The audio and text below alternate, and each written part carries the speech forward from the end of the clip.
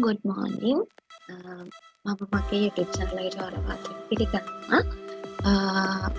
මම මේ channel එකෙන් ඔයාලට කියලා දෙනවා කොහොමද අපි German language එක සිංහල භාෂාවෙන් ඉතාමත් ලේසියෙන් ඉගෙන ගන්න කියලා.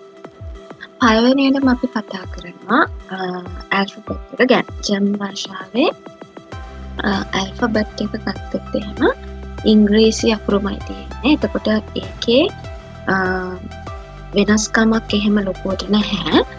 මේ අකුරු වල අකුරු කිහිපයක් එකතු වෙනවා. ඒ අරගෙන එහෙම ලොකුවට වෙනසක් නැහැ. හැබැයි ප්‍රොනවුන්ස් කරන විදිහ තමයි පොඩි වෙනස්කම් ටිකක් තියෙන්නේ. පොඩි කියන්නේ ඒවා සාමාන්‍යයෙන් මේ වෙනස්කම් වලට භාජනය වෙනවා. එතකොට දැන් අපි බලමු කොහොමද alphabet එක අපි කරන්නේ කියලා. හරිද? එතකොට දැන් අපි the alphabet කියන එක අපි ජර්මන් භාෂාවෙන් කියන්නේ das Alphabet කියලා. das Alphabet කියලා තමයි ජර්මන් භාෂාවෙන් අපි ඒක කියන්නේ. alphabet කියන එක. ජර්මන් භාෂාවේ තියෙනවා හැම noun එකකටම article එකක්. එතකොට ඒක මම ඉදිරි lessons වලදී ඔයගලන්ට කියලා දෙනවා. අනිත් එක තමයි හැම noun එකක්ම ලියන්නේ අපි පළවෙනි අකුර කැපිටල් අකුරෙන් තමයි හැම noun එකක්ම ලියන්නේ. ඒක sentence එකේ noun එක sentence එකේ මැදටද මුලටද අකටද කියලා දාලා වෙන්නේ. හැම වෙලේම noun එක එනව noun එකක් අපි use කරනවා German language එකේදී. ඒකේ පළවෙනි අකුර කැපිටල් භාෂා අකුරෙන් තමයි ලියන්නේ. හරි. අපි දැන් බලමු කොහොමද මේවා pronounce කරන්නේ කියලා. මම කිව්වා වගේම German language එකේ තියෙන alphabet එකත් ඉංග්‍රීසි භාෂාවේ වගේමයි. හරිද? එතකොට දැන් අපි pronounce කරලා බලමු කොහොමද මේක pronounce කරන්නේ කියලා. පළවෙනි එක A අකුර අපි කියනවා ආ කියලා. B අකුර කියනවා බේ. C D A F G H I J K L M N O P Q R S T U V W X Y Z. ඔහොම තමයි අපි ප්‍රොනවුන්ස් කරන්නේ ජර්මන් ලැන්ග්වේජ් එකේ තියෙන ඇල්ෆබෙට් එක. das alphabet එක. එතකොට දැන් මම ප්‍රොනවුන්ස් කරාට පස්සේ ඔයාලා ප්‍රොනවුන්ස් කරන්න. A B C D A F G H I J K L M N O P Q R S T U V W X Y Z. ඔන්න ඔහොම තමයි ජර්මන් ලැන්ග්වේජ් එකේ ඇල්ෆබෙට් එක අපි ප්‍රොනවුන්ස් කරන්නේ. ඔයාලට පේනවා ඇති L M N O මේවා ඒ විදිහටම ප්‍රොනවුන්ස් කරන්නේ. හරිද? ඒ වගේම ඔයාලට පේනවා ඇති J අකුර ජර්මන් ලැන්ග්වේජ් එකේදී යොට් යෝ සවුන්ඩ් එකක් එන්නේ. ය සවුන්ඩ් එකක් යොට් කියලා. සහ අනිත් එක ඔයගලන්ට පේනවා V අකුර ෆව් කියලා තමයි ප්‍රොනවුන්ස් කරන්නේ. හරිද? දැන් අනිත් ඒවා ගොඩක් දුරට අර ඒ හා සමානව මේ හඬක් තමයි ප්‍රොනවුන්ස් කරනකොට එන්නේ. හැබැයි මේ J එකයි V එකයි වෙනස්ම හඬක් තමයි එන්නේ. ඊට පස්සේ මේ S එකේ විදිහටමයි අපි ප්‍රොනවුන්ස් කරන්නේ. සහ මෙන්න මේ දෙක. මෙන්න මේ තුනත් ඒ වගේ. x එකයි y එකයි z එකයි. x එකට කියන්නේ x කියලා, y එකට කියන්නේ upsilon වෙනම sound එකක්, z එකට කියන්නේ z කියලා. හරිද? මීට අමතරව දැන් මං හිතනවා එතකොට ඔයාලට මේ ඇල්ෆබෙට් එක මේක බලලා මම කියන විදිහත් අහලා මේකේ මම ප්‍රොනවුන්ස් කරන විදිහත් දීලා තියෙනවා. එතකොට ඔයාලට ඉතාමත් ලේසියෙන් ඇල්ෆබෙට් එක ප්‍රොනවුන්ස් කරගන්න ලේසි වෙනවා. ඊට පස්සේ අපි බලමු මේකේ තියෙන විශේෂ අකුරු මොනවද කියලා. මේකේ විශේෂ අකුරු කිහිපයක් තියෙනවා. මේ විශේෂ අකුරු තමයි මේ තියෙන්නේ. මේක තමයි අපිට පොඩ්ඩක් වෙනස් අකුරකට තියෙන. නමුත් මේ අකුරු තුන අපි දැකලා තියෙනවා වෙනත් භාෂාවන් වල තියෙන. දැන් මේ අකුර ගත්තාම මේ අකුරට අපි කියන්නේ S set එක කියලා. S set එක කියලා. S set එක මේකෙන් කතා කරන්නේ double S එකක් ගැන. double S S දෙකක්. මේකට අපි කියනවා doppel S කියලා ජර්මන් වල. double S කියන එක doppel S කියලා කියන. ජර්මන් වල. මේකේ නම තමයි මේ S set එක. මේ අකුර නම්. ඊට පස්සේ මේ අකුර දැන් අපි ආනේ මෙයාට කිව්වේ ආ එක මෙතන මේ උඩට දෙන ඩොට් එකට ඔයාලා දකින්න ඇති දැන් අපි මේක ඒ අකුර කිව්වේ ආ කියලා. මෙතන මේ තියෙන ආ කියලා. එතකොට දැන් මෙතනට අපි umlaut එකක් මේ උඩට තියෙන ඩොට් දෙකට අපි කියනවා umlaut එක කියලා. මේ උඩට තියෙන ඩොට් දෙකට අපි කියන umlaut එක කියලා. එතකොට ඒකට උඩට umlaut එකක් ඇවිල්ලා තියෙනවා නම් අපි කියන්නේ ඒ ආ එක ඒ වෙනවා. හරිද? ඒ ඊට පස්සේ ඕ එකට දැන් ඕනේ අපි කොහොමද කිව්වේ? ඕ එකට umlaut එකක් ආවම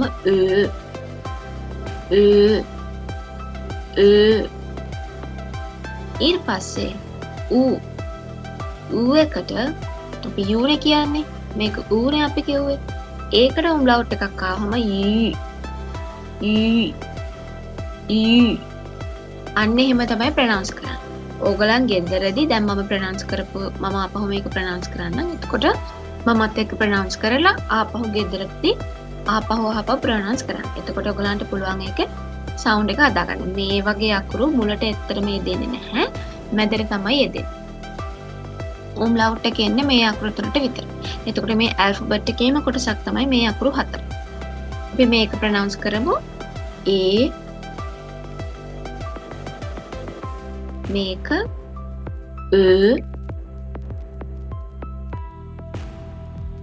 මේ අකුර හොඳයි. දැන් මං හිතනවා ඔයාලට ඇල්ෆබෙට් එක ගැන අයිඩියා එකක් එන්නද කියලා. මේක හැම වෙලේම නිකන් ඉන්න ගමන් අපිට ඇල්ෆබෙට් එක සාමාන්‍යයෙන් කියවන්න පුළුවන් දෙයක්. ඊට පස්සේ මම කතා කරනවා ඔයාලට අපේ common German වල අපිට English වල සිංහල වල common phrases තියෙනවානේ. අන්න ඒ වගේ German වලත් තියෙන common phrases මොනවද කියලා අපි බලමු.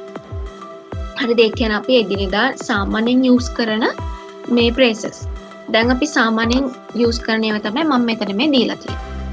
yes කියන එක. මම මේවා ඔක්කොම English වලින් දීලා තිබුණා වුණාට මේ meaning එක English වලින් දීලා තිබුණා වුණාට මම මේ මොකද මේ දැන් ජර්මන් ලැන්ග්වේජ් එක කියලා කියන්නේ මේ ඉංග්‍රීසි භාෂාවත් එක්ක යන දෙයක් නේ. එතකොට දැන් ස්ට්‍රක්චර් එක සෙන්ටෙන්ස් පැටර්න් එක පවා ජර්මන් ලැන්ග්වේජ් එක කියන්නේ ඉංග්‍රීසි විදියට.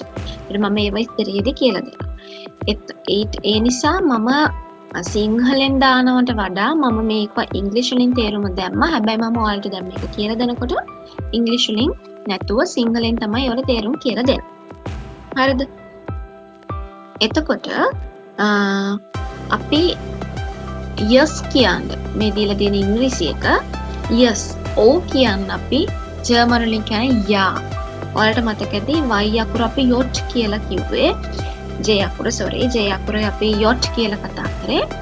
එතකොට j එකයි yot වෙනකොට j එකයි a එකයි ප්‍රොනවුන්ස් කරන අපේ ja කියලා තමයි අපි yes කියන්නේ. ඕ කියන එක. නෑ කියන එක අපි කියන්නේ nine. maybe සමහර විට කියන එක. ඒකෙදි අපි ප්‍රොනවුන්ස් කරන්නේ vielleicht. මේ v එක අපි දානවා ජර්මන් ලැන්ග්වේජ් එකේදී අපි විදියට ප්‍රොනවුන්ස් කරන්නේ ෆව් කියලා කිව්වේ අපි. එතකොට ෆිලයිස්ඩ්. කරුණාකර කියන්නේ bitter. bitter. ස්තුති කියන්න පුළුවන් අපිට danke. නැත්තම් අපිට තවත් කියන්න පුළුවන්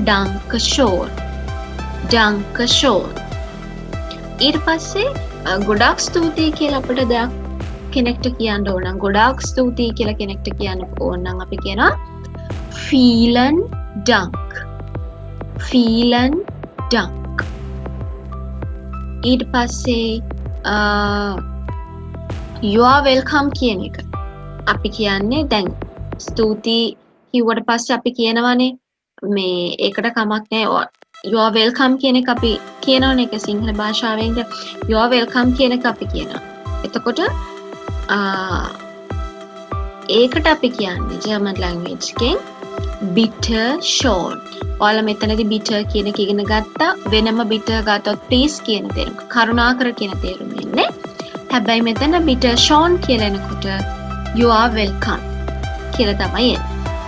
ඊට පස්සේ no problem ප්‍රශ්නයක් නැහැ කියන එක අපි කියන්නේ no කියන එක අපි kind කියලා කියනවා. kind problem කියලා කියන්නේ අපි ඒක ලියන විදිහ එක වුණාට ප්‍රොනවුන්ස් කරන්නේ problem. එතකොට ප්‍රශ්නයක් නැහැ කියන්නේ kind problem. ඊට පස්සේ අපි සමා වෙන්න කියලා කියන එකට අපි කියන්නේ Entschuldigung. අපි මේක බෙදලා කියමු. ඒක දිග වචනයක් ටිකක්. පළවෙනි දවසේ වලට එක අමාරුයි. Entschuldigung. එකට කියනකොට Entschuldigung. සමා වෙන්න. දැන් අපි මොකක් හරි වැරද්දක් කරලා සමා වෙන්නත් කියනවා. ඒ වගේම තමයි අපි excuse කරලා යන්නේ. ඒ කියන්නේ අපි දැන් මොකක් හරි අපිට අපි කට්ටියක් එක්ක ඉන්නකොට අපිට එතනින් නැගිටලා හදිස්සියේ යන්න උනොත් එහෙම අපි කියනවා excuse me කියලා. ඒ වෙනුවට අපිට කියන්න පුළුවන් Entschuldigung කියලා. ඒකට please excuse කියලා කිව්වොත් එහෙම අපි දන්නවා please කියන වචනේ excuse කියන දන්නවා. එතකොට bitter Entschuldigung අනේ ඒ විදිහට වචන හදා ගැනීමේ හැකියාව අපිට ටික ටික දෙනවා. දැන් මම මේව කියලා දෙනකොට ඔයාලට ටික ටික ඉදිරි ලෙසන්ස් වලදී ඔයාලට පුළුවන් වෙයි. දැන් මම කියලා දෙන විදිහට මම බලාපොරොත්තු වෙනවා ඔයාලා මාත් එක්ක දිගටම රැඳිලා ඉඳී කියලා. එතකොට ඔයාලට පුළුවන් ජර්මන් ලැන්ග්වේජ් එක මේ විදිහට සිංහලෙන් ඉගෙන ගන්න සහ Tamanට වාක්‍ය නිතරම හදන්න උත්සාහ කරන්න ඕනේ. එතකොට තමයි අපි හැම වෙලෙම ලැන්ග්වේජ් එකක් මොන ලැන්ග්වේජ් වුණත් ඉගෙන ගන්න පුළුවන්.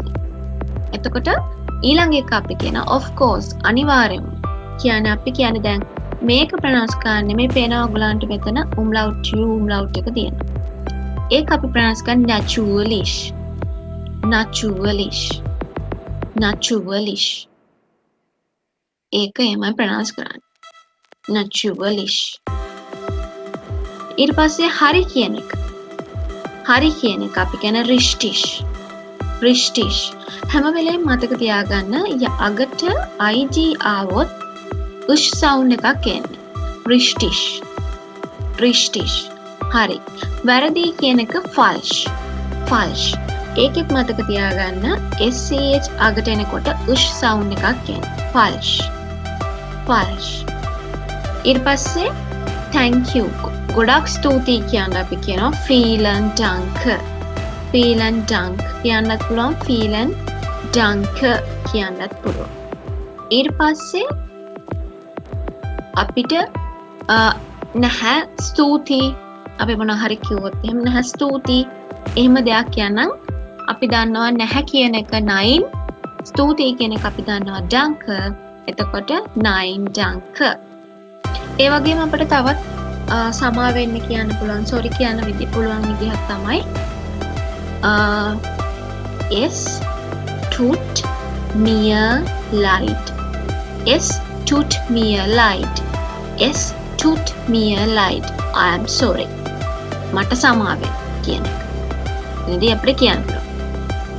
ඊට පස්සේ forgive me ඒකෙත් කියන්නේ මට සමාව වෙන්න මට සමාව දෙන්න කියන තේරුමනේ forgive me කියලා කියන එකට අපි කියන්නේ for science C කියලා තමයි අපි forgive me කියන එකට කියන්නේ for science C forgive me සමාව දෙන්න අන්න ඒ වගේ අයිඩියා එකකට තමයි අපි ඒකට for science C කියලා කියන්නේ ඊට පස්සේ අපිට කියන්න පුළුවන් තව එකපාරක් කරුණාකරලා තව එකපාරක් කියන්න කියන එක දැන් එක විදිහක් තමයි අපිට ඒක කියන්න පුළුවන් knock einmal bitte කියන වචන වල දැනට මත ගන්නවා please කියන එක කරුණාකරලා තව එක සැරයක් කියලා අපිට කියන්න පුළුවන් knock einmal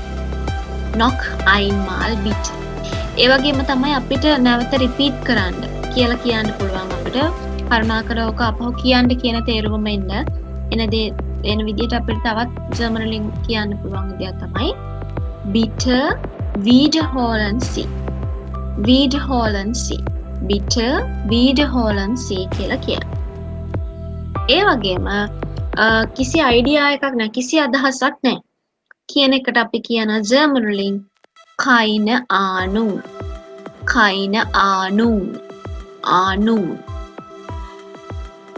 ඒක තමයි ප්‍රොනවුන්ස් කරන්නේ.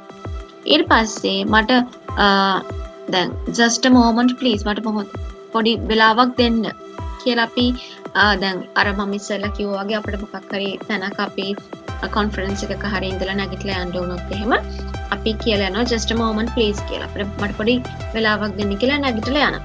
අන්න ඒ වගේ වෙලාවට අපිට කියන්න පුළුවන් මෙහෙම. einen Moment bitte. ඔයාලට පේනවා ඇති moment කියලා තමයි අපි ඉංග්‍රීසි වලින් කියන්නේ. ජර්මන් වලින් කියනවා moment. einen Moment bitte. ඕවා තමයි අපිට එදිනෙදා අපි සාමාන්‍යයෙන් යූස් කරන වචන. හැම වෙලේම අපිට යූස් කරන්න ඕනේ වෙන අපි සිංහල භාෂාවෙන් කතා කරත් ඉංග්‍රීසි භාෂාවෙන් කතා කරත් අපි මේවා හැම වෙලේම වගේ පාවිච්චි කරනවා. එතකොට අපි ඒවා ජර්මන් භාෂාවෙන් එන්නේ කොහොමද කියලා තමයි මෙතනදී කතා කරේ. ඊට පස්සේ අපි සුබ පැතුම් greetings ගැන කතා කරා ජර්මන් භාෂාවෙන්. එතකොට එතනදී අපි මෙතනදී කතා කරනවා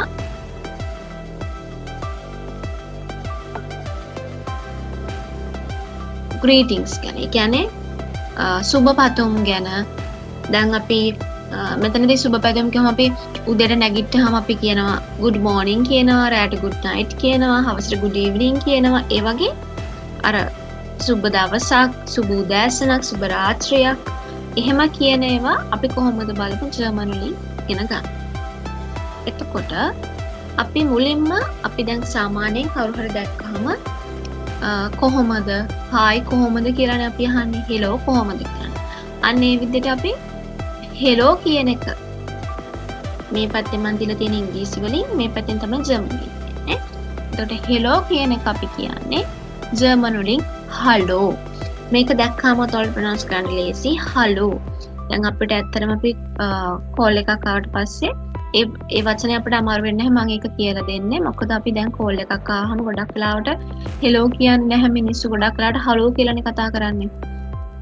සහ අපි යාළුවන්ට hello කියලා කියනවා.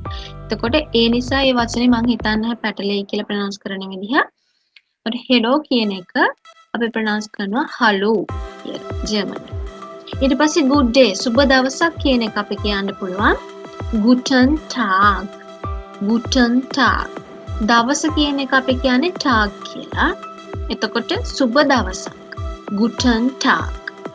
සුබ උදෑසනක් කියනවා guten Morgen.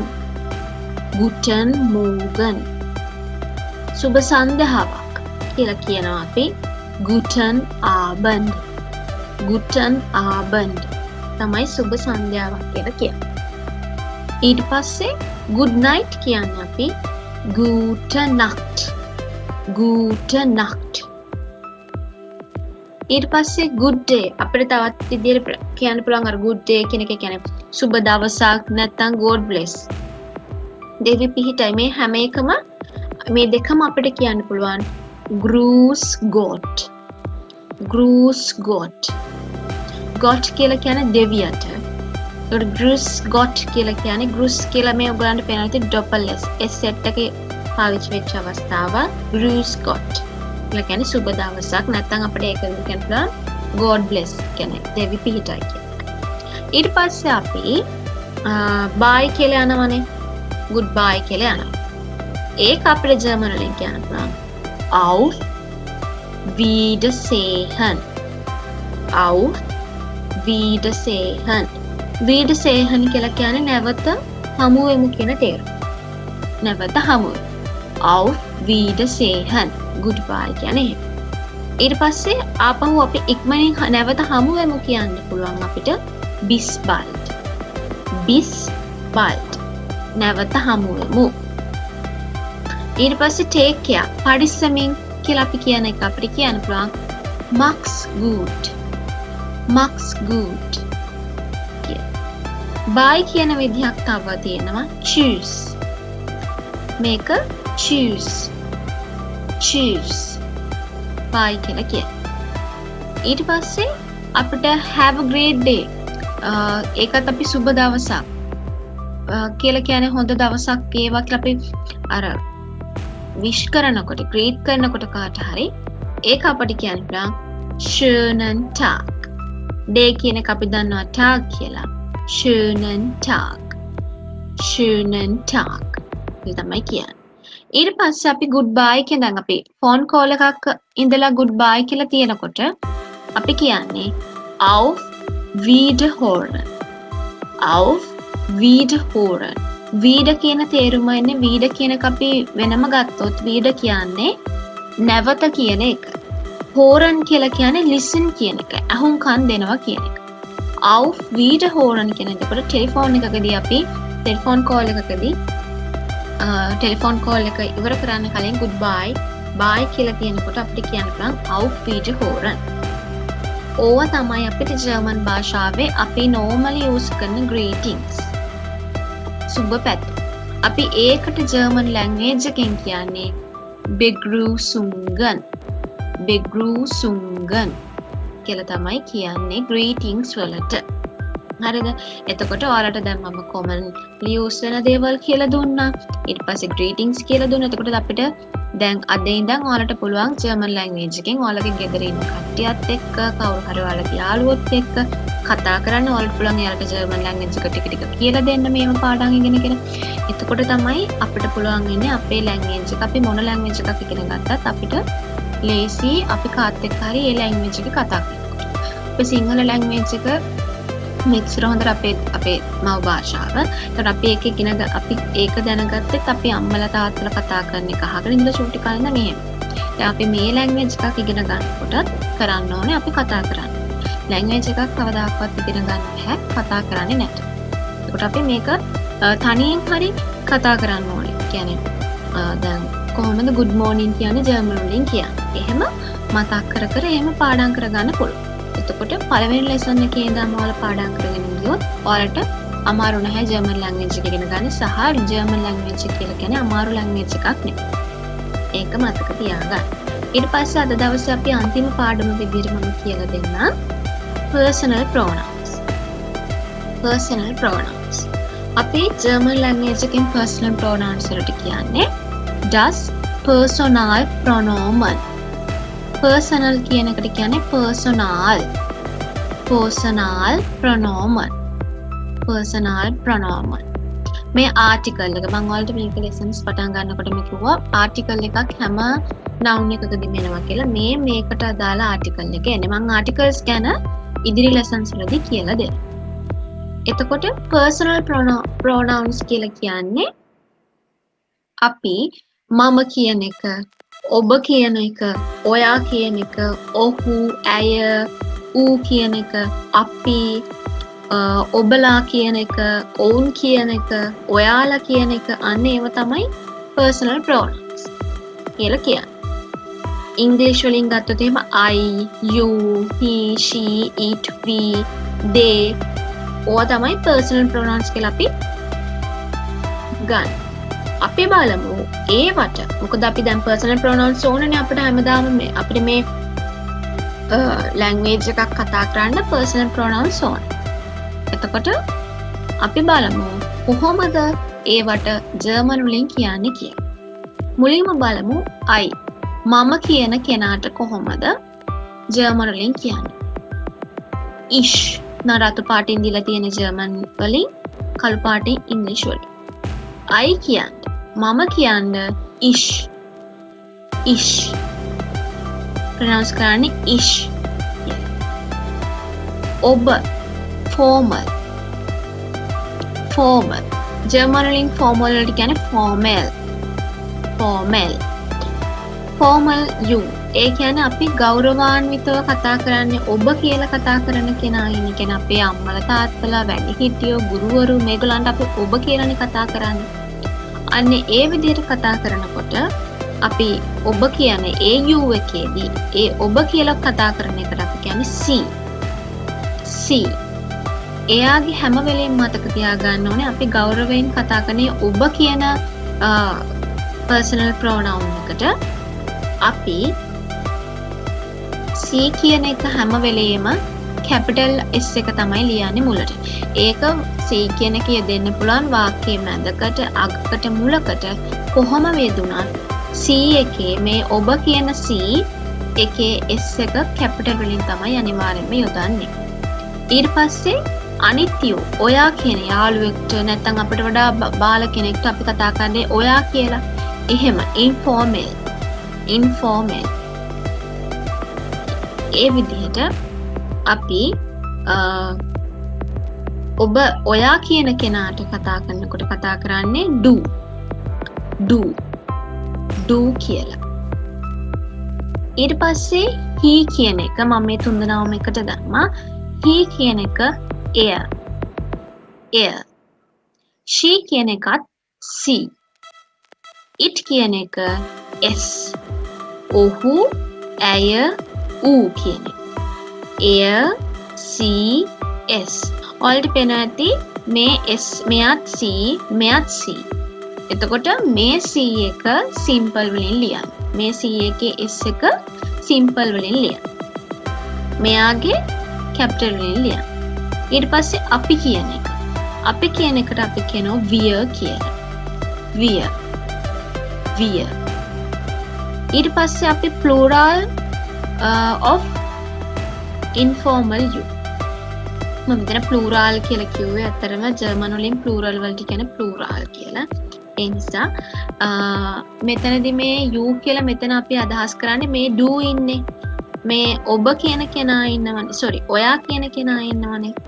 අන්නේ ඔයා කියන කෙනාගේ බහුවචන පදේ එන විදිහ තමයි ear කියන්නේ. එතකොට ඔයාලා කියලා අපි කියන එක තමයි ear කියලා කියන්නේ. ear. ear. ඊට පස්සේ they. own කියන එකත් අපි කියන්නේ C කියලා. C කියලා. මෙන්න දැන් පේනවා ඇති සීලා දෙන්නෙක් ඉන්නවා. එක වර්ගේ සීලා දෙන්නෙක්. මෙයා වෙන වර්ගයක. මොකද මෙයාගේ capital S. හැබැයි ඔයාලට බය වෙන්න දෙයක් නැහැ. මේ C කියන කෙනා දැන් එක්කෙනෙක් C කියන්නේ she කියන එක. අනිත් එක C කියන්නේ they කියන එක. එතකොට ඒගොල්ලන්ගේ අපි යොදා ගන්න verbs එක අපි යොදා ගන්නවා verbs. දැන් ජර්මන් භාෂාව මම ඉදිරි lessons වලදී කියනවා. ජර්මන් භාෂාවේ දැන් අපි ගන්න verb එකක්. ඒවා මෙන්න මේ personal pronoun ට අනුව බෙදෙනවා. personal pronoun ට අනුව වෙනස් වෙනවා. ජර්මන් භාෂාවේදී අපි යොදා ගන්න මේ verbs කියන්නේ ක්‍රියාපද personal pronoun ට අනුව වෙනස් වෙනවා. එතකොට ඒ නිසා අපිට අපේ sentence එකක් වාක්‍යයක් ගත්තොත් ඒ වාක්‍ය කියන්නේ ඇය ගැනද ඔවුන් ගැනද කියලා වෙනස් කරලා ලේසියෙන් හඳුනා ගැනීමේ හැකියාව තියෙනවා. ඒ නිසා. එතකොට අපි pronounce කරමු මම කියන්නේ ich. ඔබ කියන්නේ she. ඔයා කියන්නේ do. ඔහු එය ඇය she ඌ S. අපි wir. ඔයාලා ihr. ඔවුන් see. මේ විදිහට තමයි අපේ පළවෙනි ලෙසන් එක මම ඔයාලට කියලා දුන්නේ. මං හිතනවා ඔයාලට මං ගන්න පුදේ තේරෙන්නේ නැහැ කියලා. ඒ වගේම මම හිතනවා ඔයාලා මාත් එක්ක දිගටම රැඳිලා ඉඳී කියලා. අපි පළවෙනි ලෙසන් එකේ අපේ හෝඩිය ඉගෙන ගත්තා. හෝඩිය අකුරු ඉගෙන ගත්තා. අලුතෙන් අකුරු 4ක් පිළිබඳව ඉගෙන ගත්තා. වැඩිපුර. ඊට පස්සේ අපි කොහොමද සාමාන්‍යයෙන් අපේ එදිනෙදා භාවිතා කරන වචන වලට ජර්මන් භාෂාවෙන් කියන්නේ කොහොමද කියලා ඉගෙන ගත්තා. ඊට පස්සේ අපි සුබ පැතුම් ඉගෙන ගත්තා, greetings ඉගෙන ගත්තා. ඊට පස්සේ අපි personal pronouns ඉගෙන ගත්තා. අද lesson එක මේ ටික. එතකොට මම තවත් දවසක lesson එකක් අරගෙන ඔයාලා හම් වෙන නිසා මේ lesson එක හොඳට පාඩම් කරලා මතක තියාගන්න.